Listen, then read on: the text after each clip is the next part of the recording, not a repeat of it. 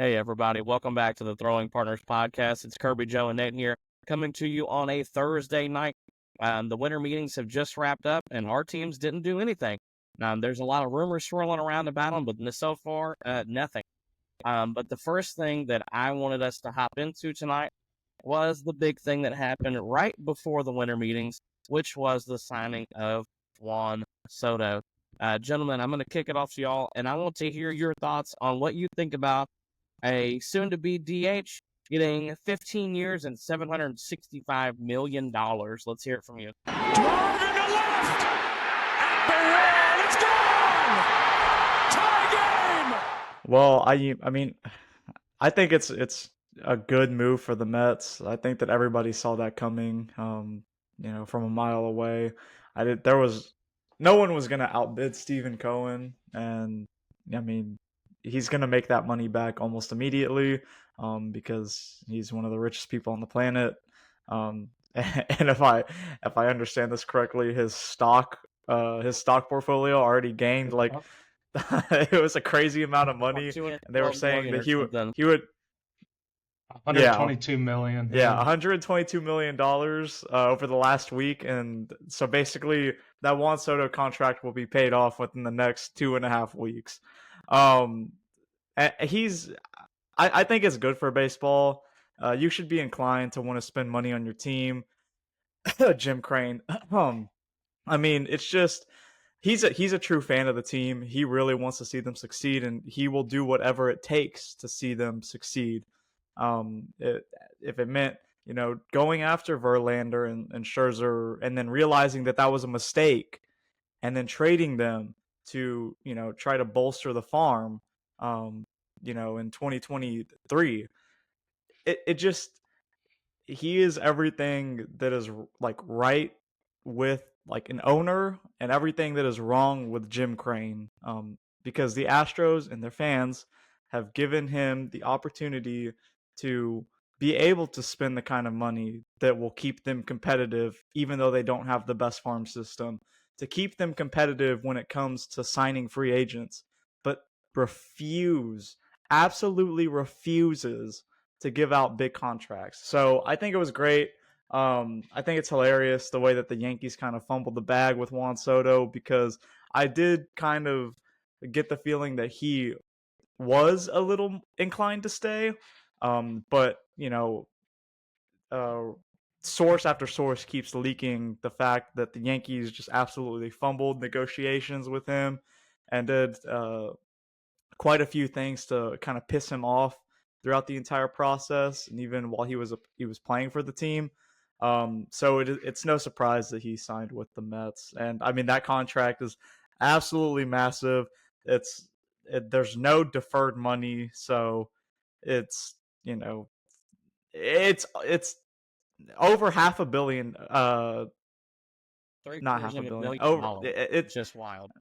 Yeah, it's insane.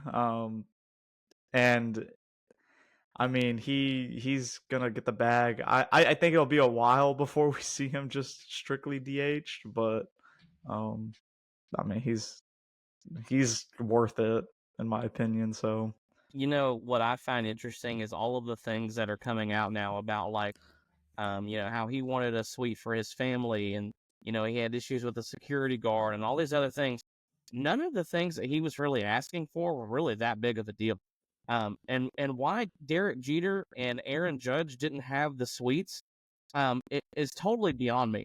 We're talking about, Jeter, the face of old, and Judge, the face of new, and neither one of them have their own suite. That's caught by the team. I mean, come on, that to me makes absolutely no sense. And for Soto just to be asking for that I don't really feel like that's a big ask, personally. And then also, too, we saw today during the press conference the fact that none of his teammates reached out to him at all after the World Series. I don't know what that's all about, but I'm going to tell you right now, if us three had played ball together and none of y'all would have reached out and said, hey, do you want to come play next year? I'm either thinking that I suck or you guys really don't freaking like me. So to me, I don't quite understand why they wouldn't have said like just a quick text message of, hey man, hope to see you back next year. Love playing with you. Hope the family's well. I don't feel like that's asking much from a teammate, somebody that you spent literally the entire year with. I don't quite understand the logic behind that. I know Judge had came out and said that he was going to let Soto be and kind of ride the process out. So I understand that, but at the same time, it's like not a single teammate reached out. Maybe they didn't. Maybe really and truly they didn't like the guy. I don't know. I know he had issues in the clubhouse in San Diego, and who knows about how it was in New York. We may never know. Nathan, what are your thoughts on this whole situation with Soto? Yeah, I mean, maybe it's just as simple as nobody wanted to bother him during that time. I mean, yeah, Judge is the only one that came out and said something, but maybe that's some sort of team communication. Like, we want him back, but you know, don't over advocate for bringing him back. But I think you guys really both have nailed a lot of the subjects on the head. I think it's good for baseball. I think Steve Cohen himself is good for baseball. He's doing, I think, miracles for the Mets franchise. And the whole suite fiasco, that's nuts. I mean, Aaron Judge is not just some. Well, I mean, in the playoffs, he's a different type of player, but he's not just some nobody. Like, he holds the record for home runs in the AL now.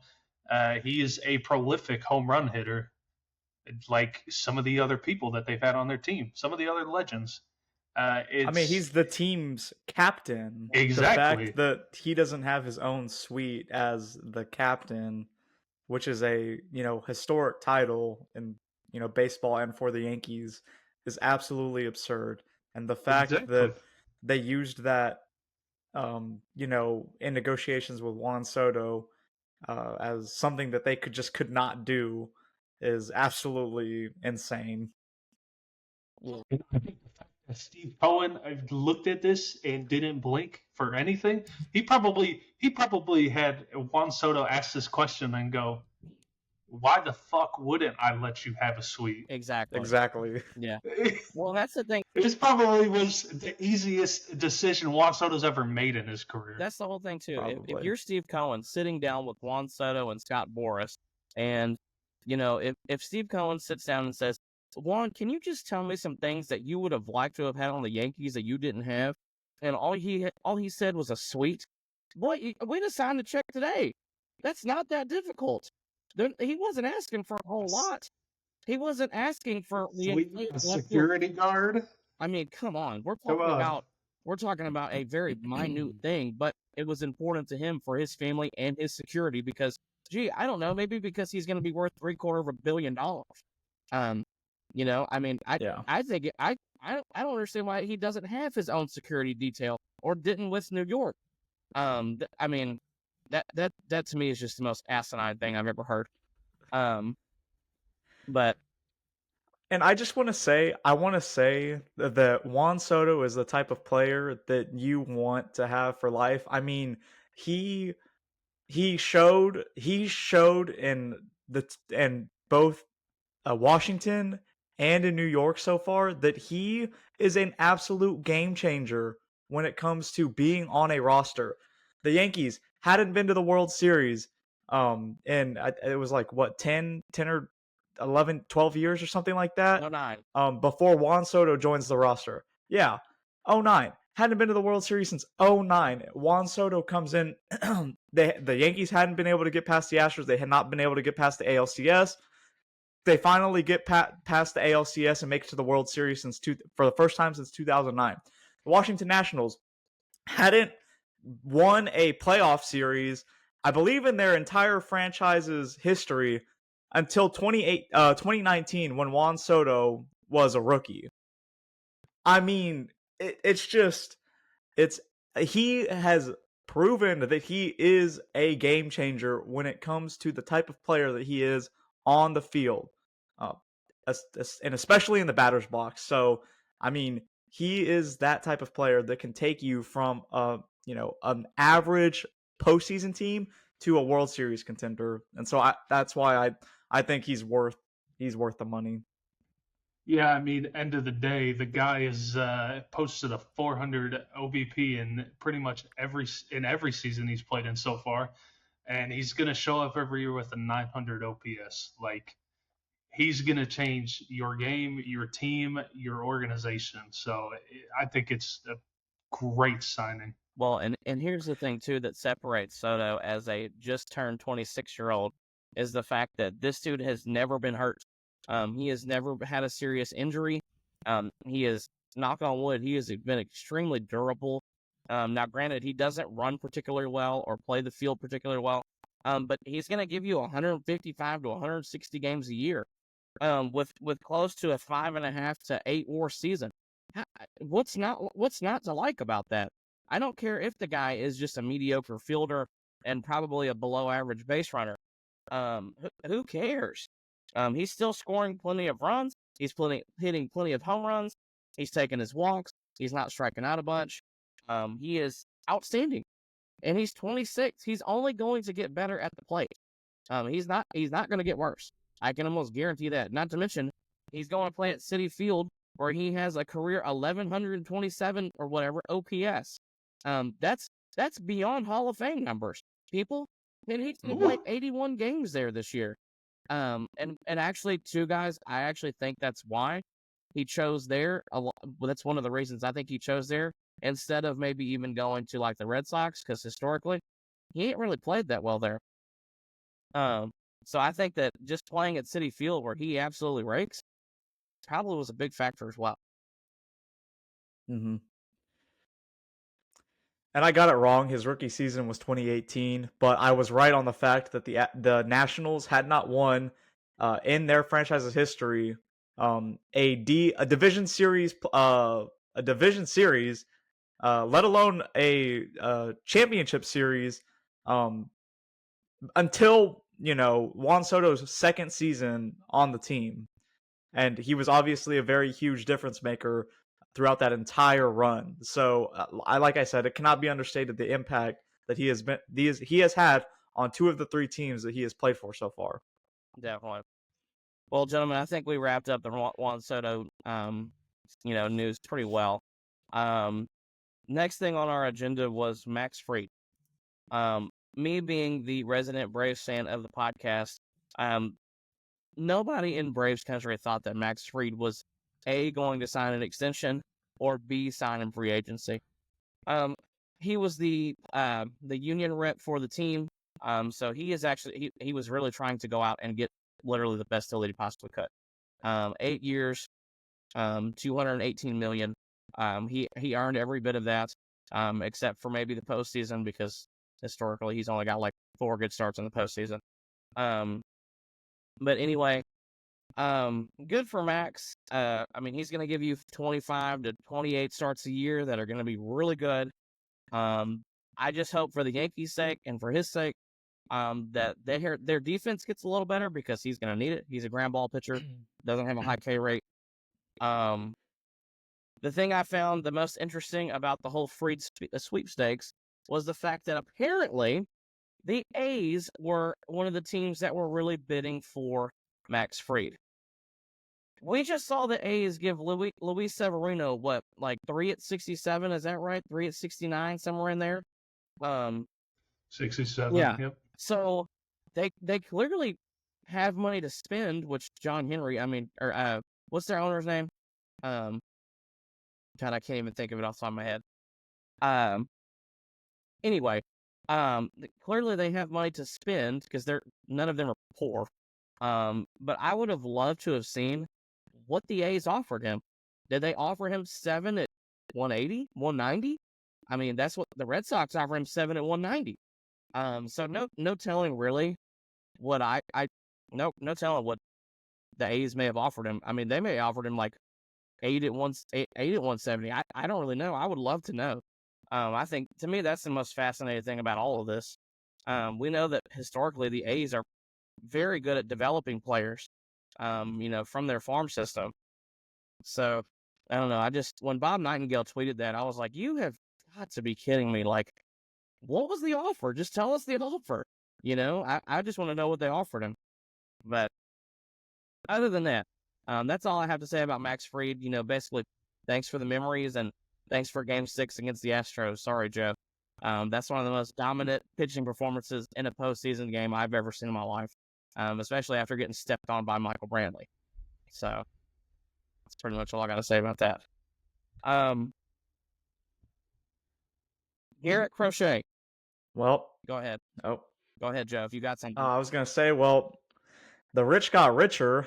I mean, we're not gonna talk about the big ass elephant in the room. The Los Angeles Dodgers, the 2024 World Series champions, signed both Michael Conforto and Blake Snell. The two And Blake Trinan. Yeah. and Blake Trinan. They re-signed Blake Trinan. Yeah, he wasn't gonna miss that White House visit. Oh no. Oh no. No. Nope. Yeah. Oh, God. Yeah. So yeah, Michael Conforto, Blake Trinan, and Blake Snell. I don't understand how the Dodgers keep doing it. I mean, I do understand. They're not worried about their team's future valuation. And it also helps that they have probably one of the most lucrative TV broadcasting sports rights deals, in all of sports. That helps a lot. But the ownership group, I believe it's an ownership group, is not looking to sell at any time. And I'm afraid that that's what Jim Crane is doing. That's why he doesn't want to hand out a 10-year contract, because 10 years from now or 8 years from now, he's looking to sell the team. And having a massive contract like that hurts the valuation when putting the team on the market. So the Dodgers just keep spending money. I mean, they're obviously going to be favorites going in to win the World Series in 2025. They've still got some holes to fill, but I mean, other than that, they're stacked. Now, my elbow does hurt looking at their starting rotation. Yeah. But if they're healthy, if they can stay healthy, that is a very good starting rotation. So, it's a matter of if. It's a big if, but and also very good starting rotation on paper and lineup still. And also, even with the loss of Teoscar Hernandez, most likely. And also, too, Joe, they're probably still the front runners for Sasaki, which just royally pisses me off, if we're being honest. Because I would love to see Sasaki maybe with the Padres or the Mariners or somebody else. But I get it too. Well, I keep seeing that Sasaki wants to go to a smaller market team. Yeah, that he's not sure if he wants to be in the limelight, and it does not matter to him if the team that he goes to has a rich background with Japanese born players. I mean, that's what I've been hearing from people familiar with his camp, but I wouldn't be surprised if the Dodgers end up signing him. That's all I'm gonna say. I mean, he could want to go somewhere like the Brewers or Kansas City for God knows what reason, but yeah, it would not surprise it. Honestly, that wouldn't surprise me, but going to the Dodgers also wouldn't surprise me. Roki Sasaki in a Royals uniform is going to stick out like the Jamaicans bobsledding, okay? I mean, like, for real. I cannot see him in a Kansas City Royals uniform, but it would just be so funny to me. But, it is intriguing when his agent comes out and says things like that he doesn't really want to be in the spotlight, I mean, none of our teams have really, dug into the Asian market, which would be really interesting if, one of our teams made a nice presentation and he liked it. But I'll be interested to see where that goes. So, I mean, even the White Sox are going after this guy. So, yeah, I think they're putting hope in everyone's camp. I mean, honestly, right now, I mean, hey. The Astros just announced a big sponsorship with Daikin, Japanese-based company. I mean, don't call me crazy. I think it. I mean, I guess if he goes to the White Sox, he's going to obviously be the opening day starter, but he's also probably going to start Game 3, Game 5, Game 7, Game 9, Game 11, because they have absolutely no starters left on their team. Can he be the opening day starter if he's signed to a minor league deal? Doesn't he have to spend some time in the minors? I thought he was. I thought he had to spend a set amount of time in the minor leagues. I thought he was able to come straight to the big leagues, but on the minimum deal. I don't know. That's worth digging into. I could be wrong. Because I know that he's basically given up, potentially hundreds of millions of dollars because he didn't wait till he was 25. But I don't know. Interesting though. There were two big trades at the winter meetings. One of which was between the Guardians and the Blue Jays, but quite frankly, I don't really care about that one. That one's not really a needle mover to me. But the one that really was really great for the Red Sox was Garrett Crochet. They got the White Sox got a haul back in the Crochet deal, which good for them because they obviously need it. Between Kyle Teal and Braden Montgomery and a couple other guys, that was a nice haul for them when it comes to this rebuild for them. There's a good chance that Teal and Montgomery will be up this year, both of which are very talented players. And then the Red Sox got what they needed. They needed an ace, and they went and got him in Crochet. And I thought it was interesting today. I was reading that apparently he is interested in signing an extension with them. So I know that they're probably not done either. I would love to see who they could possibly go get as well. Maybe they're interested in Flaherty, or maybe Sean Manaea. I'm not really sure. I thought maybe they had a chance to go get Uvalde back, or maybe they were going to be in the Burns sweepstakes, but that appears to be, that he's going to the Giants. So I'm not really sure. Nathan, what are your thoughts on Crochet being out of your division? I mean, it's good. It's good for us. I wish he would have been on our team. Yes. That would have been a crazy trade as well. But I mean, God forbid he extended with the White Sox. That would have been insane. But yeah, Red Sox got their guy. They needed an ace. Missed out on Max Fried, and they pulled the strings and traded for one. I think they're. Listen, I'm gonna say it. Mark my words. They're gonna be hurting that they got rid of Braden Montgomery, because that dude is a stud. I watched him tear up the College World Series like it was nothing, man. Yeah, they're gonna miss him. Yeah, and it was such a disappointment that he got hurt and the season ended because he was on fire. Yeah, but they're definitely gonna miss him in like 2-3 years. They're gonna miss him. Yeah. Well, like I said, it'll be interesting to see where they pivot now because they need another starter desperately. Because Cutter Crawford ain't cutting it. Brian Bayo, that's not cutting it either. They're going to need a bona fide number 2 behind Crochet in that rotation. Overall, besides that, the winter meetings were pretty disappointing for at least 20 to 22 teams, maybe even more teams. There really wasn't a whole lot of things that happened at the winter meetings. We saw some free agents signed before the winter meetings, but we've kind of talked about some of them. Obviously you had Willy Adames sign with the Giants, which he was announced today, which, thank God for the Giants that went better than the Correa signing, because that's all I kept thinking about today when they said that his press conference was about to happen. I was like, oh, this is going to be another Correa situation where it ends up not happening. But it happened, and good for Adames. Guy's a stud. I think eventually maybe he gets moved off of short. With Chapman there, it's interesting. Maybe he goes to first. Maybe he goes to left field. Who knows? But regardless, he was really excited about it, especially to work. I don't want to say work with Buster Posey, but with Posey kind of being in charge of the regime now. So good for Adames. I didn't think the Braves had a real shot at him because I think he just got kind of outpriced for him. But then besides that, the winter meetings didn't really. There was nothing there that really stuck out to me. Besides one thing, and Joe's probably going to be all over this one, because Dana Brown made the comment that they were willing to listen on anybody, especially Kyle Tucker and Framber Valdez. Now, there have been like 3 teams linked to the Astros and a potential trade for Kyle Tucker. the Phillies, the Cubs, and the Yankees. Joe, I want to hear your thoughts on the best trade package and a fair trade package for Kyle Tucker with his last year of control. I think there's a scenario.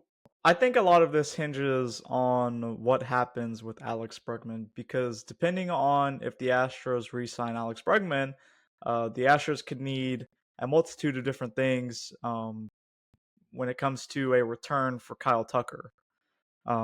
If the Astros, let's say, re-sign re-sign Alex Bregman, then I think that the best fit for a trade would be for the Cubs, or with the Cubs, getting Paredes and Sasaki. Is that his name? Sorry, Suzuki. I'm just brain farting right Yeah. now. Suzuki. Suzuki, yep. Yeah, Seiya Suzuki. And then a shortstop or third base prospect, one of the two that have been discussed widely. I think that would be the best case scenario for the Astros in an attempt to retool instead of rebuild. And that's just for Kyle Tucker. I still think that I still think that they can trade Fromber, although it would have been easier to stomach trading Fromber if they had signed Kikuchi. Unfortunately, he's off the table and with the Angels now.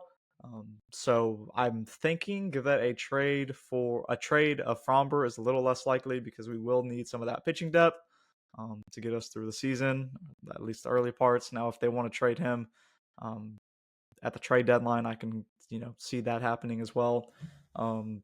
But I think that the Cubs so far are the best suitors, because I believe that they would also probably take on Ryan Presley as well, who the Astros have been looking to offload for contract reasons, because Jim Crane and the GM by committee squad thought it would be a good idea to sign him to a $14 million deal, or I believe it's $17 million actually. So that's great. And so, I think the Yankees are an interesting team to have conversations with. I mean, they just lost Juan Soto. So, replacing him with Kyle Tucker is definitely would be an interesting move. Now, I think that the Yankees have some interesting pieces that, we could acquire in that trade, like Jason Dominguez and Luis Gil. I don't know how you pronounce his name. Guile, whatever, potato, tomato. If a trade starts with them, then great. I think that there's still more that they would have to give up. And that would be a little less optimal, because while I think that they might be MLB ready, I still think that they need a little bit more time to cook in the minors, maybe like half a season, while Paredes and Suzuki can immediately come up and make an impact on the major league team, and they fill two holes that the Astros would need filled, right field and first base. Now, I still believe that the Astros either need to also acquire Cody Bellinger in a potential trade, maybe a separate trade, or get it out of the way at once, or spend some money. How about we do that? None of this has to happen, by the way. I mean, this is all very new and in actual conversations. I've been talking about this for a while because I know how cheap Jim Crane is. But none of this has to happen. If Jim Crane would just open his checkbook, and he really had the audacity, and we've already talked about this, to say that, I've opened my checkbook and, we've had the 5th highest payroll, which is the first time that we've done this as a franchise. It's not the same, man, okay? First of all, you're part of the reason why it's that high, spending money on Rafael Montero, and Jose Abreu, while you fired your general manager who just won the World Series, built your bullpen with a bunch of pennies, and you're part of the reason why you feel like your hands are a little tied right now. But maybe if you actually let the GM who you have in place do his job with no restraints, then the Astros wouldn't need to trade Kyle Tucker. The Astros wouldn't be questioning whether or not they can re-sign Alex Bregman. But because he has such a weird demeanor when it comes to player contracts, we've hand-tied ourselves because no one wants to sign a 6-year contract when they're 29, which, potentially makes them a free agent again at the age of 35 or 36 when they're on the tail end of their career. But you just won't hand out the 10 years. You could do deferred money like the Dodgers have been doing, which I think is, absolutely crazy that that's even allowed. But again, I'm not going to complain because it's a way that teams could actually spend money and, get away with it for right now. I mean, it's just absurd. Jim Crane has put the Astros in this position for no reason. Like I've said, we have made him so much money over these last 7 to 8 years that it is absurd that we are even in this position to begin with, that we aren't an absolute we're not a top destination for free agents, because we won't give out those long contracts. It's just so frustrating. I'm gonna keep saying it over and over and over and over and over again. It's one of the most frustrating things about being a fan of this team because we're handcuffing ourselves for no reason. Yeah, I mean, and I think Go ahead. it's interesting that you say that too, Joe, because 90 to 95% of the teams in the league have shown that they're not going to overpay for guys. And I've heard a couple of interesting quotes. First of all, I heard the other day it said, if you're always, scared about overpaying for a player, then you're always going to end up in second or third place for said player in the free agency market, which is absolutely true. The other thing that I heard that was really interesting is somebody else was talking about the Dodgers and how frustrated they were with that obviously they're able to sign everybody and they've got all this deferred money and blah blah blah, and they were just so mad about it. And the thing is none of those guys who have either signed an extension or in free agency Layla, no, sorry, I gotta holler at my dog for a minute. Come here, Layla, come here, my bad, guys. The thing is nobody that signed with the Dodgers in free agency took a discount. The Blake Snell got top dollar. Shohei, obviously, record-setting deal. Mookie extension, top dollar. Freddie, top dollar. Trinan got a good deal. If Teoscar comes back to them, guess what? He will sign, I'm sure, a really solid deal with them. None of their guys have signed for less money. They pay top dollar, So I just, I mean, it's one of those things. It's like they're not afraid to spend money for one, just the Shohei market in general. It's just printing money. They chose to invest in his market. That's basically the entire country of Japan. And now every kid that lives in Japan is probably a Dodgers fan, and they're going to be a Dodgers fan for the next 10 years at least. And if they get Sasaki, and I mean, it could be the next 15. I mean, they already have Yamamoto, Yes. so I mean, let's not count him out too. Yeah. I mean, it's just, but Jim Crane has chosen not to sign younger players to larger deals, but he has chosen to sign older players to shorter deals, but for almost equivalent money. And Exactly. that has backfired on him 4 times now if you include the last Justin Verlander contract, the Ryan Presley extension, the Rafael Montero extension, and then the Jose Abreu contract. Or not Rafael Montero extension, but re-signing Rafael Montero. Spend the money on some younger players, man, so that you're not having to freaking pay an older dude, Rafael Montero and Jose Abreu, to not play on your team anymore because they were that bad for you. I mean, it's just so frustrating. At least if you sign a younger player to a 10-year deal, you know you're at least going to get 3 or 4 years of them being good, or theoretically you're supposed to. If they earned that contract, you are hoping that you get 3 or 4 years, and that's exactly where the Astros window is right now. And they have a lot of money coming off the books for 2026. So the fact that we're handcuffing ourselves basically to a pole and letting everybody run off and get a head start before us is absolutely absurd. It's just so frustrating. I get. Okay, here's the last thing that I want to discuss, and then we're gonna get off of here. Kyle Tucker is 27 years old. Okay, when he enters free agency this time next year, he will be 28, but close to turning 29. We just saw Juan Soto get $765 million as a barely 26-year-old. I am not saying that Kyle Tucker is Juan Soto. What I am saying is that we live in a very overinflated free agency market.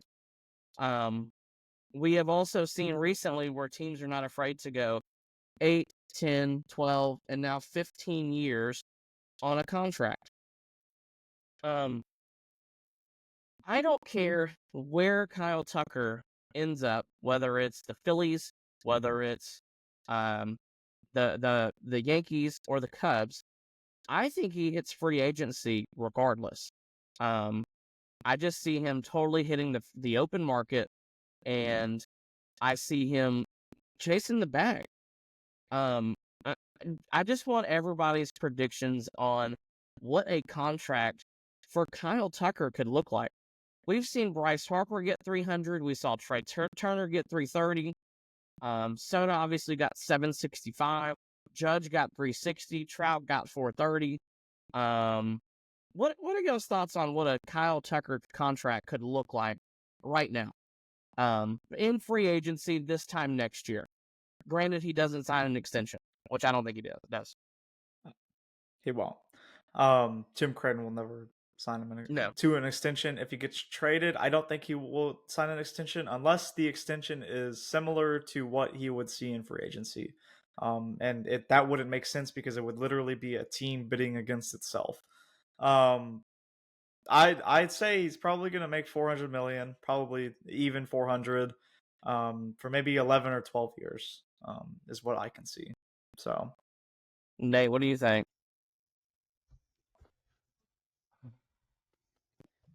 And I don't know. I feel like I wanted to say 11 years, and I think Joe might be on the money there, but for some reason I feel like he's just. I don't even think he gets 11. I think he gets 8 or 9 maybe. I feel like even looking at it right now, his performance, like he is one of the best left-handed hitters in the league, but he's not even the best left-handed hitter on his team. I'm not discounting his performance at all, but depending on how next season goes, how I think it really just kind of will show how long and how much he's worth. To me, I don't see over 30 million a year. Well, you know what? I'm gonna add something to what you said. I think that there's another aspect that we're not looking at right now. Juan Soto got paid the exorbitant amount of money that he did because he has proven time and time again that he will perform when the lights are the brightest. Amen. Kyle Tucker has proven for the last 2 years, and he had a really good run in 2022. Him and Fromber both of them have been awful outside of 2022 and the postseason. They have not been good, either one of them. But since we're specifically talking about Kyle Tucker has been awful in the postseason. He's part of the reason why I believe that we did not win the World Series in 2023 because he played so poorly when we needed him the most. And then this year he didn't show up either. I mean, the entire Astros offense didn't show up, but he's been bad. 2019 he wasn't great. 2020 he was decent. 2021 disappeared. 22, like I said, he had a great postseason run. Those numbers might be inflated by that one World Series game, Because outside of that, I don't really remember him doing that much. Outside of Game 1 in the World Series and then Game 2 in the DS, but I mean, Juan Soto is getting that money because he's played in the postseason. He's performed in the postseason. Mm-hmm. That's why he's worth $700 and whatever $million.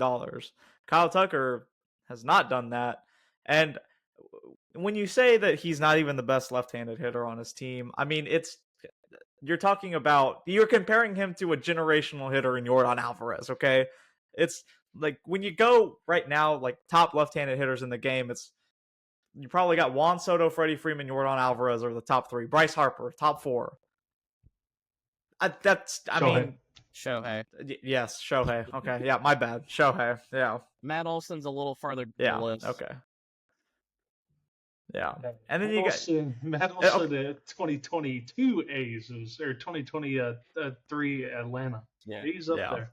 So, I mean, it's just, these guys are getting paid for their postseason performance. Kyle Tucker has not performed in the postseason very well outside of 1 year. So I think that could bring his contract down a little bit. Maybe like 390, 395, 380, 385.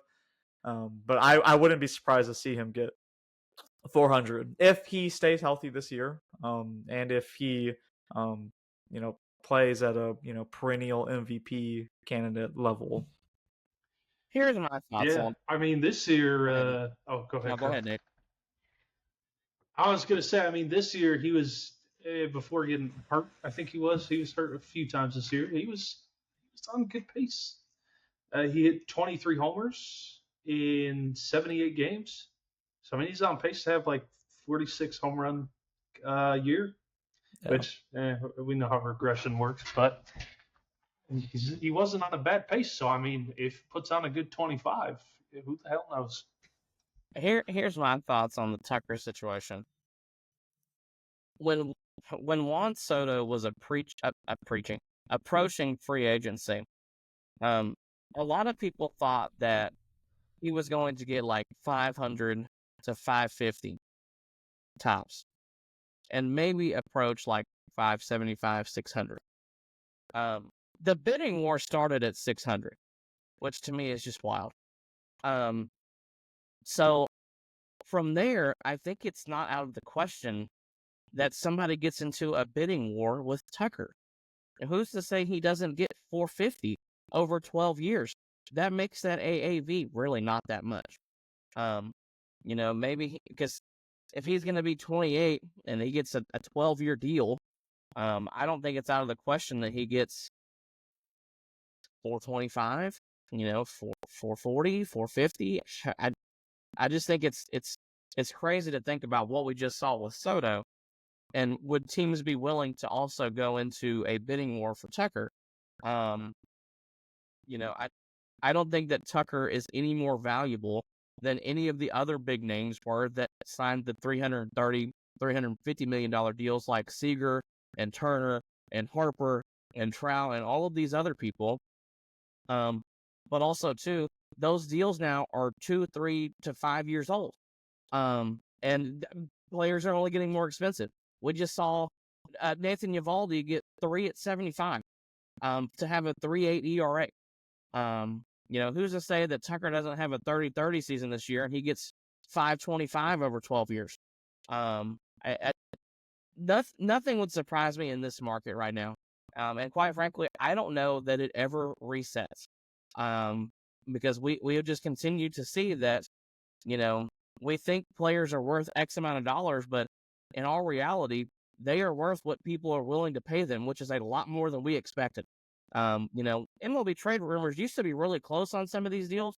They've been blown out of the water with some of these deals lately, which to me is, they were kind of the gold standard of what guys are probably going to get, but not right now. They've been 20% under on some of their predictions. So if they're predicting Tucker to get 300, who's to say he doesn't get 375, 400, 425? I don't know. It's going to be interesting to see.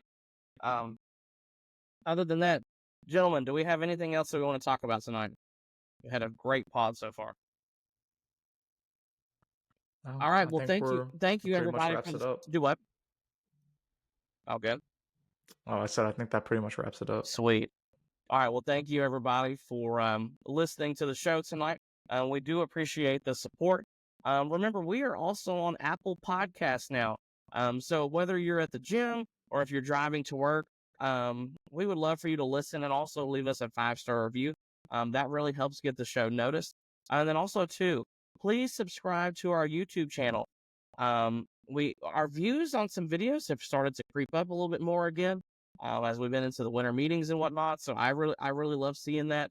So once again, everybody, just thank you for the support and all that you have done for us so far, and just spread the word. Tell your friends, tell your family. And yeah, just thank you guys and have a great night.